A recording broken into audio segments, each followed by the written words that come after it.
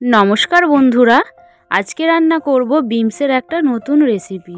Beans, মুসুর ডাল আর আলু দিয়ে এই তরকারিটা সম্পূর্ণ ঘরোয়া এবং স্বাস্থ্যকর, কম মশলা ও কম তেলে এই রেসিপিটা। এমন অনেকেই আছে যারা বিমসের তরকারি খেতে অপছন্দ করে, কিন্তু আমি বলতে পারি এই রেসিপিটা বাচ্চা বড় সবাই রুটি ভাতের সাথে একবারই আনন্দ সহকারে খেয়ে নিতে পারবে। তো রেসিপিটা দেখতে হলে তোমাদের সম্পূর্ণ ভিডিওটা দেখতে হবে, কিভাবে আমি এই রেসিপিটা রান্না করেছি। তো চলো তোমাদেরকে দেখাতে চাই। তো মেন উপকরণ কি কি আছে, এখানে আমি আলু কেটেছি ডুমো ডুমো করে, বিমস কড়াই, আর আছে সরিষার তেল, টমেটো কুচি, ধনেপাতা কুচি, আদা রসুন বাটা, পেঁয়াজ কুচি, হলুদ গুঁড়ো, লঙ্কার গুঁড়ো, নুন, গোটা জিরে আর কাঁচা লঙ্কা, আর আছে মুসুর ডাল। তো আমি সবজিগুলো পরিষ্কার করে ধুয়ে নিয়েছি। তো দেখো বন্ধুরা, কম উপকরণ দিয়ে এমন সুন্দর টেস্টি একটা রেসিপি। তো প্রথমেই কড়াইয়ে আমি দিয়ে দিলাম কিছুটা সরিষার তেল। আমি কিন্তু এই তেলের মধ্যেই সম্পূর্ণ রান্নাটা করেছি। আগে বিনস কড়াইগুলো দিয়ে হালকা আঁচে একটু ভেজে নেব।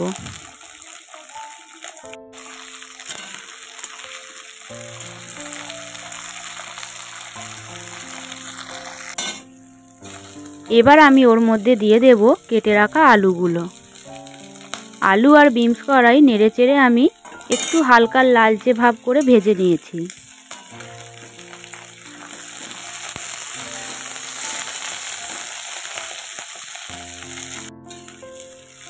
তো দেখো আমার এখানে ভাজা হয়ে গেছে, আর আমি বেশি ভাজবো না। তো আমি এটা একটা পাত্রে নামিয়ে নেব।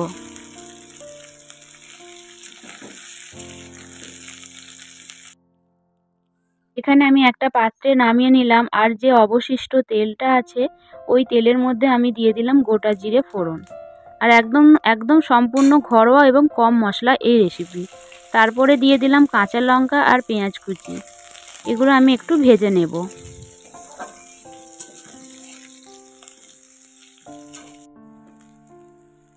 এবার এর মধ্যে দিয়ে দিলাম টমেটো কুচি। তো টমেটোর মধ্যে যদি একটু নুন দিয়ে দেওয়া হয় তো টমেটোটা খুব সহজেই নরম হয়ে যায় আর তাড়াতাড়ি ভাজা হয়ে যায়। তো আমি এখানে সামান্য নুন দিয়ে দিলাম। তারপরে ওই আদা গুঁড়ো, আদা বাটা, রসুন বাটা, আর দিয়ে দিলাম হলুদ গুঁড়ো, লঙ্কার গুঁড়ো দিয়ে এবার আমি মশলাটা ভালো করে কষিয়ে নেব। একটু জল দিয়ে ভালো করে মশলাটা আমি কষিয়ে নেব, কারণ আদা রসুনের কাঁচা গন্ধটা যাতে চলে যায়। তো এখানে আমার মশলা কষানো হয়ে গেছে। এবার ভেজে রাখা আলু আর বিনস আমি ওর মধ্যে দিয়ে দিলাম, দিয়ে ভালো করে নেড়ে চেড়ে আরও একটু কষিয়ে নেব।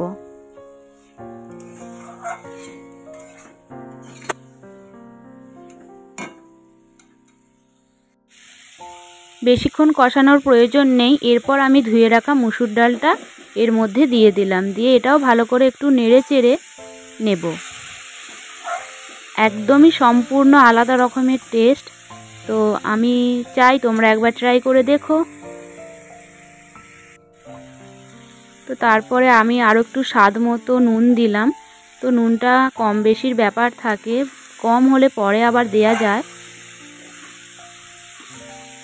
আর আরও একটা কথা বলি, আমি কিন্তু জল এখানে খুবই অল্প দেব, কারণ এখানে জলটা বেশি দেয়া যাবে না।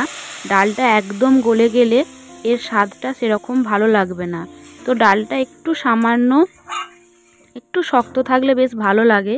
তো আমি কিন্তু সম্পূর্ণ অল্প জল দিয়েছি, তোমরা দেখো। এবার একটু ঢাকা দিয়ে আমি সিদ্ধ হতে দেব। তো 2-3 মিনিট পর আমি দেখলাম, ঢাকা খুলে দেখো সমস্ত কিছু আলু, বিনস আর ডালটাও সিদ্ধ হয়ে এসেছে। আর খুব চটজলদি রান্না। বেশি মশলা দিলেই যে রান্না ভালো হয় তা কিন্তু নয় বন্ধুরা, অল্প রান্নাতেও, অল্প মশলাতেও রান্না ভালো হয়। তো আমার রান্না একদমই কমপ্লিট হয়ে গেছে। আর নামাবার আগে আমি একটু দিয়ে দিলাম ধনেপাতা কুচি। ব্যাস, আমার রান্না একদম কমপ্লিট। গরম ভাত বলো, গরম রুটি, সব কিছুর সাথে জাস্ট কি বলবো, জমে যাবে। তো একবার বানিয়ে সবাইকে খাওয়ালে বাড়ির লোকেরা বলবে কি গো আরও একবার বানাবে নাকি বিমসের এই তরকারি। তো দেখো আমার মাখা মাখা এই তরকারি পুরো নামিয়ে ফেলেছি।